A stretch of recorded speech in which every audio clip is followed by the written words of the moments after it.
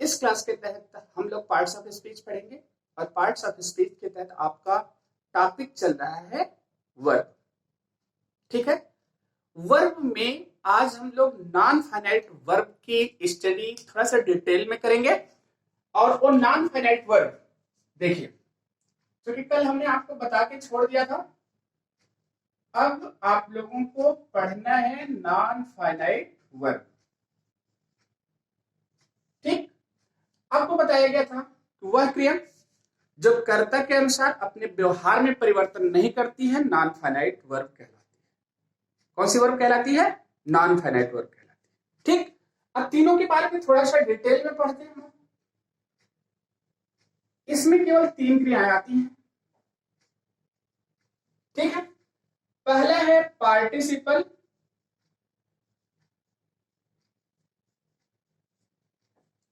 Participle है। दूसरा है जेरेंड आपका, और तीसरा है इन्फिनिटिव। सिंपल सी चीज है। देखिए, पार्टिसिपल, जेरेंड और इन्फिनिटिव। देखिए, पार्टिसिपल को हम वर्बल एडजेक्टिव कहते हैं। क्या बोलते हैं? Verbal adjective. मतलब ये क्या है ना, वर्बल एडजेक्टिव इसे इसलिए बोलते हैं, it works partly as an adjective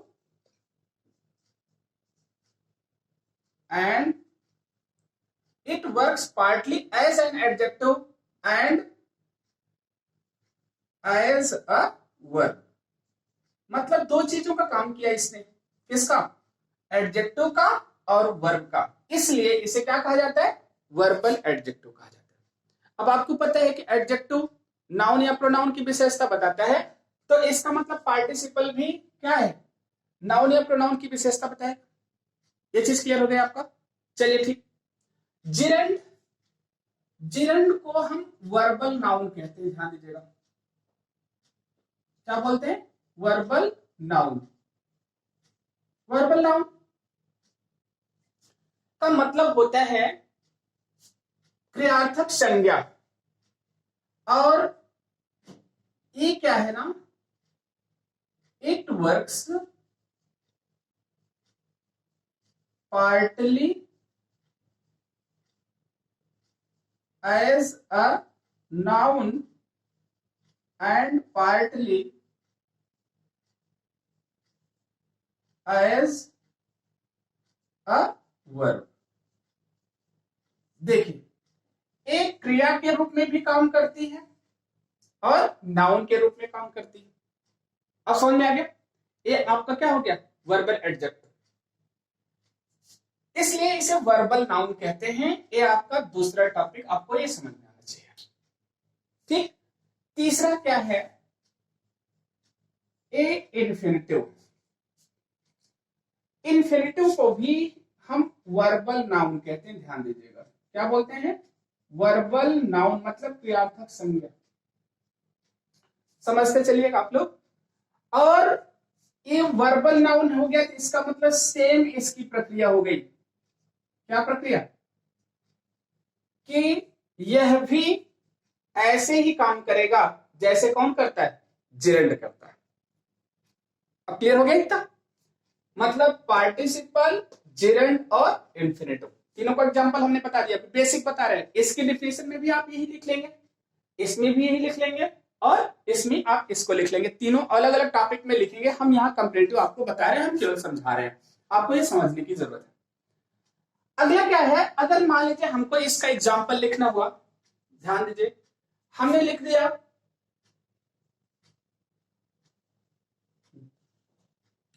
लिखा गया seeing a snake he ran away. Example हमने लिख दिया, seeing a snake he rain.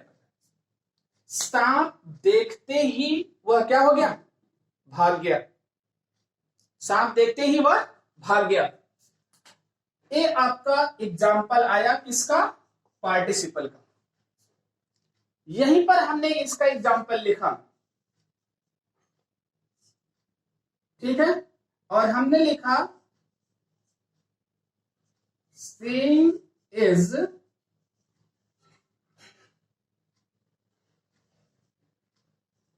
Believing. देखना ही क्या करना है, विश्वास करना है। यहां पर देखिए ये अकेला आया है, ये एक नाउन के पहले आया है, अर्थात इसको क्वालिफाई कर रहा है, इसलिए क्या हो गया, पार्टिसिपल हो गया, एडजेक्टिव हो गया। और यहां पर ये अकेला है, इसलिए क्या है, जेरंड।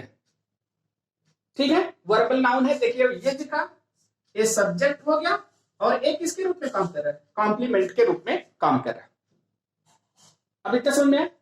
अगली चीज क्या है, इन्फिनिटिव का एग्जाम्पल, चूंकि डिफिनेशन आप यही लिख लेंगे, हमने लिख दिया यहां पर, जैसे टू ईयर इज ह्यूमन। गलती करना किसका काम है, इंसान का। और यहीं पर दूसरा एग्जाम्पल लिख दिया, टू फॉरगिव इज डिवाइन। और उसे भूल जाना किसका काम है, ईश्वर का। अब देखिए यहां पर क्या है, टू ईयर और टू फॉरगिव लिखा गया। अथवा यहीं पर हमने लिख दिया क्या, to see is to believe. अब आपका ये भी हो गया, देखिए चाहे हम इस रूप में लिख सकते हैं, इसको इस रूप में लिख सकते हैं। बस अंतर क्या है कि कुछ क्रियाएं ऐसी होती हैं जो इन्फिनेटिव को प्रेफर करती हैं, और कुछ क्रियाएं ऐसी होती हैं जो जेरेंड को प्रेफर करती हैं। ये दोनों में डिफरेंस है। और बाकी में चूंकि ए तो पार्ट्स ऑफ स्पीच में ही डिफरेंस है, ए और ए दोनों पार्ट्स ऑफ स्पीच में एक है, चूंकि ये वर्बल नाउन है और ए क्या है, ये भी वर्बल नाउन है। अब देखिए थोड़ा सा क्या और याद करना है आपको, इसको ध्यान में रखिए। देखिए जो प्रेजेंट पार्टिसिपल है ना, मतलब ये पार्टिसिपल जो है इसके तीन काइंड है, means it has three kinds. देखिए यूज के आधार पर इसको हम तीन वर्गों में डिवाइड कर देते हैं। देखिए ये तीनों है कौन, इसको आपको बता रहे हैं हम पार्टिसिपल के, आप लोगों को सुविधा के दृष्टि से एक साथ हम तीनों चीजों को यहां पर क्लियर कर रहे हैं, समझिएगा। पहला आता है प्रेजेंट पार्टिसिपल, प्रेजेंट पार्टिसिपल। दूसरा है आपका पास्ट पार्टिसिपल, पार्टिसिपल सब आप लोग जोड़ते चलिएगा। और तीसरा है परफेक्ट पार्टिसिपल।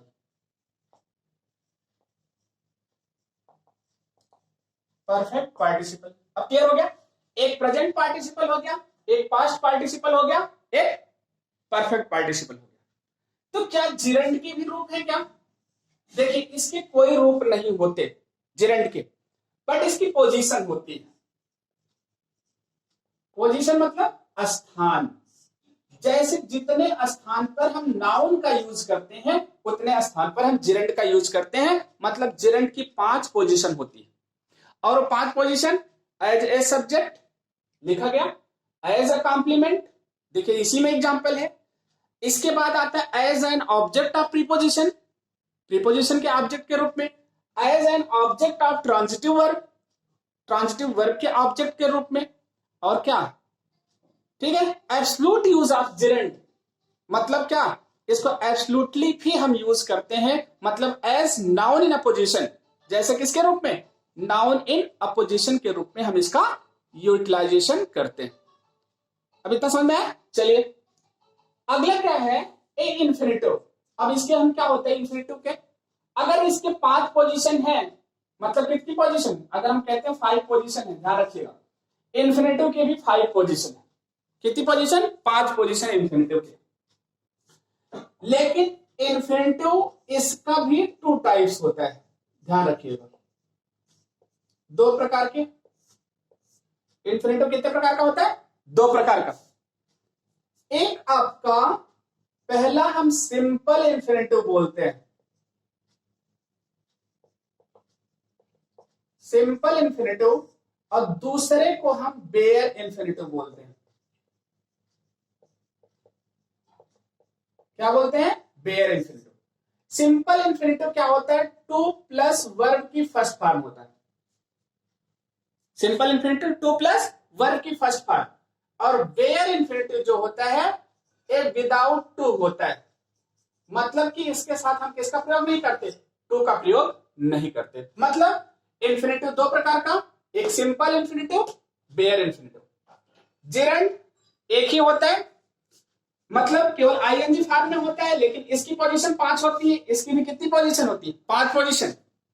तो इसका मतलब क्या है, ये अगर एडजेक्टिव का काम कर रहा है, नाउन प्रोनाउन की विशेषता बताता है, अगर हम इसकी कह दें तो इसकी भी पोजीशन 5 ही होगी। जहां जहां पर नाउन यूज किया जा सकता है वहां पर पार्टिसिपल यूज किया जा सकता है, ये आपको ध्यान में रखना है।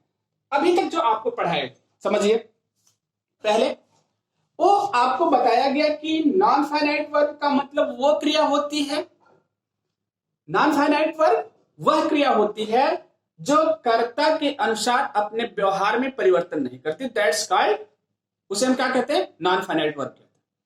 इसके तहत हम 3 क्रियाओं की स्टडी करते हैं, पार्टिसिपल, जिरंड और इन्फिनिटिव।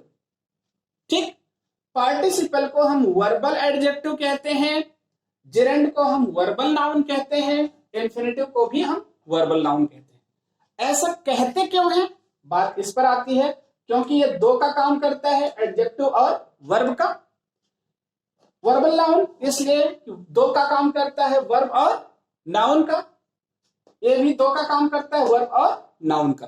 ठीक, पार्टिसिपल के 3 काइंड हैं, present participle, past participle, perfect participle. Okay, और जिरंड के भी कितने हैं, जिरंड के काइंड तो नहीं है, प्रकार नहीं है, लेकिन पोजीशन इसकी कितनी होती है, 5 पोजीशन पे इसका यूज किया जाता है। इन्फिनिटिव आपकी एक कंडीशन है, मतलब जिसमें हम सिंपल इन्फिनिटिव और बेयर इन्फिनिटिव के रूप में हम इन्फिनिटिव को यूज करते हैं। अभी तक आपको इतना बताया गया। अब देखिए क्या है ना, यहां पर हम प्रेजेंट पार्टिसिपल देखिए, यहां पर आईएनजी लगाया गया, यहां पर आईएनजी लगाया गया, दोनों में थोड़ा सा क्या है, सिमिलैरिटी है फॉर्मेशन में, केवल एक जगह पर कि प्रेजेंट पार्टिसिपल हम आईएनजी फॉर्म लगा करके बनाते हैं, इसको भी हम आईएनजी फॉर्म लगा करके बनाते हैं, दोनों में डिफरेंस है। इस डिफरेंस को हम लोग तब जानेंगे जब हम एक एक की स्टडी पहले अलग अलग से कर लेंगे, समझ में? जब हम अगर अलग अलग से कर लेंगे तीनों की अलग अलग स्टडी, तो आपको समझ में भी आ जाएगा। देखिए, इस टॉपिक का बहुत इंपॉर्टेंस है, क्या है कि आप लंबा लंबा ट्रांसलेशन करते हैं, मतलब जब लंबा ट्रांसलेशन करेंगे ना तो वहां पर सबसे पहले इन्हीं का प्रयोग होता है, किसका, जिरंड का, पार्टिसिपल का और इन्फिनिटिव का। ठीक, और उसके बाद क्या है, आपको सिंथेसिस पढ़ाया जाता है, ट्रांसफॉर्मेशन पढ़ाया जाता है, सिंटैक्स पढ़ाया जाता है। सिंथेसिस में भी आपको काम आएगा, ट्रांसफॉर्मेशन भी काम आएगा, और सिंटैक्स में भी काम आएगा। तीनों जगह पर इनका यूटिलाइजेशन है, मतलब ट्रांसलेशन में भी यूज किया जाएंगे, सिंथेसिस में भी यूज किया जाएगा, सिंटैक्स में भी यूज किया जाएगा, ट्रांसफॉर्मेशन में भी यूज किया जाएगा। ठीक, चलिए, तो इतना आप लोग नोट कर लेंगे, ठीक है। अब इसके बाद